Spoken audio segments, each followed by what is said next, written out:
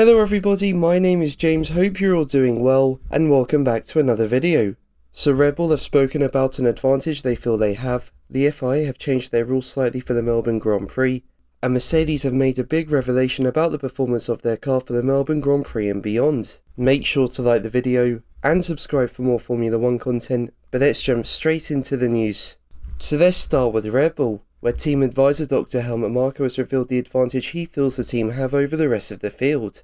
As we know, the RB19 is right now on another level compared to everyone else, with the team securing consecutive 1-2 finishes in the opening 2 rounds of the season.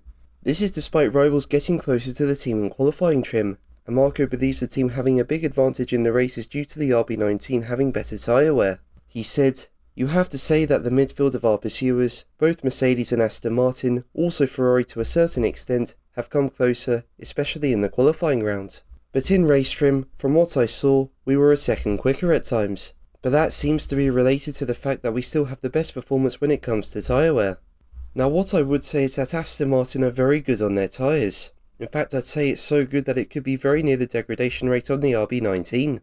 It's more of a case for me that the team still haven't unlocked their potential from the new concept, while they're having to come up with a solution to fix their slow straight line speed. But as for Ferrari, for example, it's very clear that they have very bad wear in the race, given how close they can get in qualifying.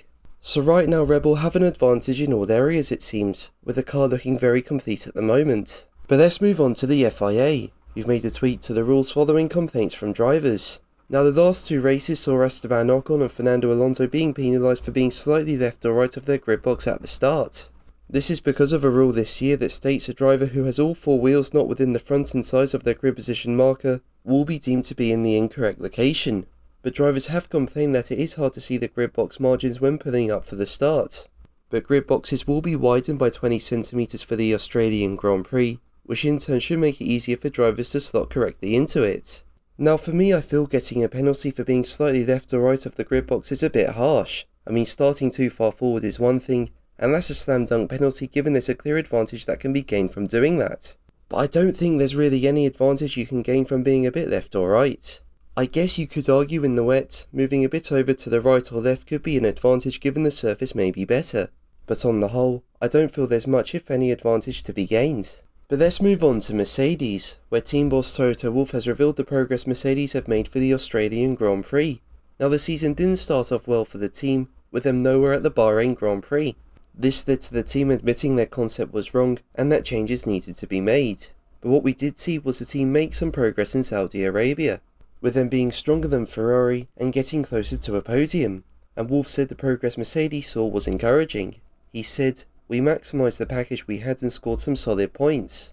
More importantly, we continue to learn and understand more about the W14 and our development direction.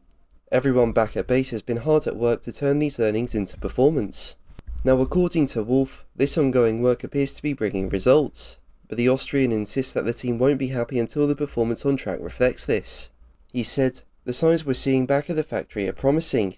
We've got to take it step by step though, and won't get carried away until we see performance translated into lap time on track." Now on top of that, technical director Mike Elliott said Mercedes are starting to see development that will get the team back in the title fight. And for me that's a very bold statement, but it's clear Mercedes are finding some performance.